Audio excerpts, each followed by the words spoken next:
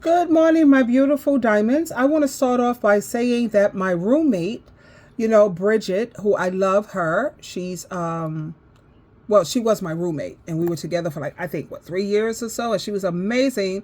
Well, she finally has her new channel. Check it out so you can see my roommate, who I was living with, who I think was, oh my God, they don't get any better than her. It's her channel is Breezy at Getting Rich Soon.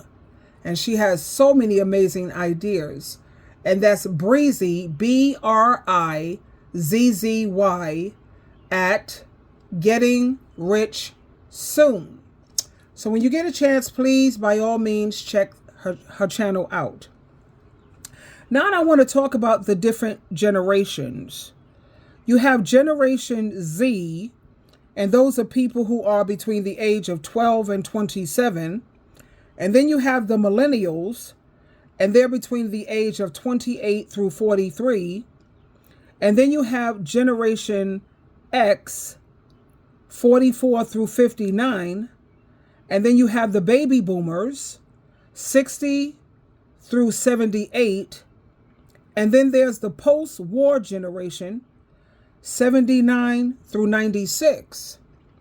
Now, you have these generations like the baby boomers and the post-war generation, and they are saying that the millennials and Generation Z and Generation X seem to be very lazy. It's like a lazy generation, which is why you see so many of them struggling, and a lot of them have to move back home with their parents because they didn't have the work ethic that the baby boomers and the post-war generation had.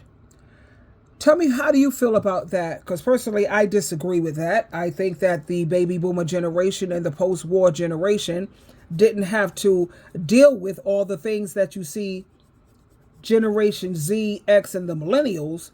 They have a lot. Oh my God, I pity them. But anyway, let me share this clip with you, and let's come back and talk about it, and let's check out other people's opinions and other people's views. Okay, here we go, guys. Your generation is lazy. Y'all don't want to work these days. Look at me. I worked 850 hours this week. I ain't spent no time with my family. My back is falling apart. I can't afford health insurance, and I'm barely making ends meet. So what's y'all excuse? What the fuck you mean, what's my excuse? I don't need an excuse. Bitch, I don't want to live like that. Yeah, cause y'all lazy. No, bitch, cause it's fucking stupid. What, that ain't no damn gotcha. What the hell? I don't want to, why would I do that stupid ass shit? Cause that's how things work. Things barely worked like that when you was a damn kid. So I know they ain't fucking working like that now. Yeah, y'all all fucked up. Y'all just want to sell candles and be tuber yous and screamers and shit. Cause that's the type of fucking shit that they gotta do. Cause that's the only thing gonna help. Bitch, we cannot work at Home Depot, Walgreens, Target, Best Buy, and none of these regular fucking jobs and survive.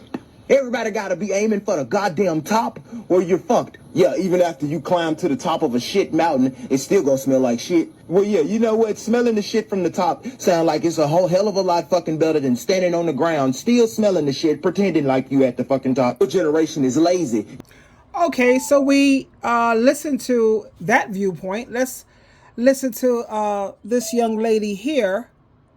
I believe that she's at least a part of the millennials, between the age of 28 and 43, if not the Generation Z, 12 through 27.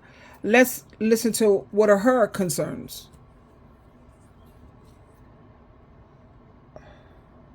Let's see. Am I the only one who feels like I will never stop living paycheck to paycheck? The economy we live in is trash. The jobs we work for are trash. They pay you the bare minimum, but want you to show up and give your 110%. How does that work? These houses, they want you to pay $1,000+ for rent, and they're 1980 houses. You gotta have a deposit, last month's rent, first month's rent. Like, why do I need to pay last month's rent? I don't don't understand that. Car insurance, car payments, they're rip-offs. Why am I paying $300 for car insurance?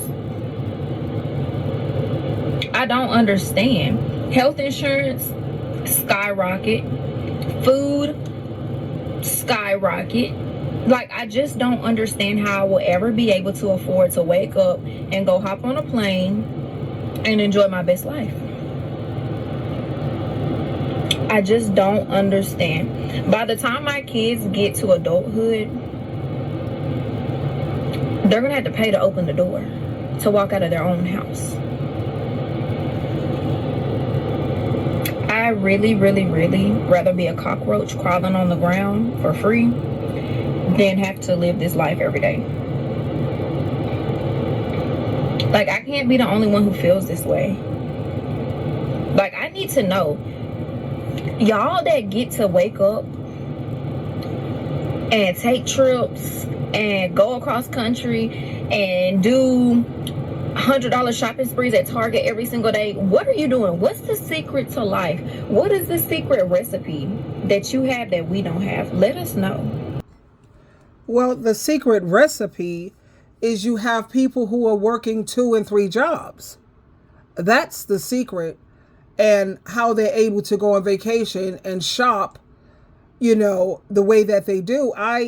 Me personally, I have 3 jobs.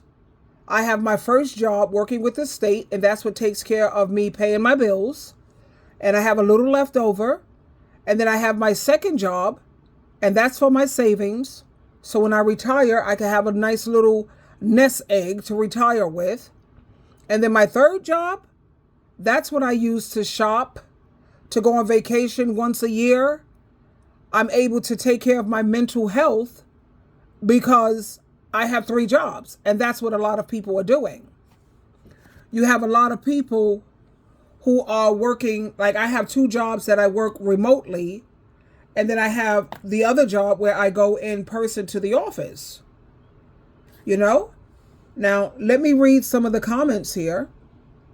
Yeah, she said, what's the secret? So I commented. Another person says, stop living beyond your means and you'll be fine. Or it says you should have multiple sources of income. That's a thing to do also. Another person says, Megan, it makes me feel like life ain't worth living. Junior says, we aren't living paycheck to paycheck. We get paid on Friday and we're broke by Sunday. Another one says, literally, no money left over for nothing. And then Gina, she says, even with tax refunds and bonuses, it's never enough for nothing. And we have Jonah, I don't shop. I don't buy the newer phones, the cars, the shoes, nothing. And I'm still broke. Literally, like, how am I still broke with an iPhone? Okay, I guess people say, I don't know why people like iPhones, because I do Androids, because Androids are easier. With an iPhone, I noticed you got to do 10 steps, whereas on Android, you only do 1 or 2. What takes me 1 or 2 steps on an iPhone, it takes you 4 or 5 steps to do the same thing. I don't get it, but I think that's supposed to be like a fashion thing, like a status thing to say you got an iPhone, but I'm a practical and a sensible girl. I'm going to do what's smarter. And another person says rent is the worst. Now let's talk about rent. As far as I'm concerned, no 1 or 2 bedroom apartment should be more than $1,000. A 1 bedroom should be between $700 and $800. A 2 bedroom should be between $900 and maybe no more than $1,000. And the rent should only increase 30%. And that should be a law. And the only way we can accomplish that is when you see apartments that cost more than $1,000, don't rent them. Let the landlords get stuck with having to make those payments. Because if they can't find renters, let's say you have a house and you're hoping to move people in so that you could pay the mortgage. No. If they can't find anyone, that mortgage is still due. Let them have to scuffle and come up with that money to pay it to the bank. We, the people, have power. Just stop renting anything that's over $1,000. If it's $1,000 or more, you have to pass. So people say, well, that's going to be hard to find. I know people who are paying less than $1,000. I have people who are paying like $800, $850. You just have to do your research and search and search and search. You know? I know a lot of people don't want that kind of rent because you got to look at what kind of neighborhood is it. But those rents are out there still.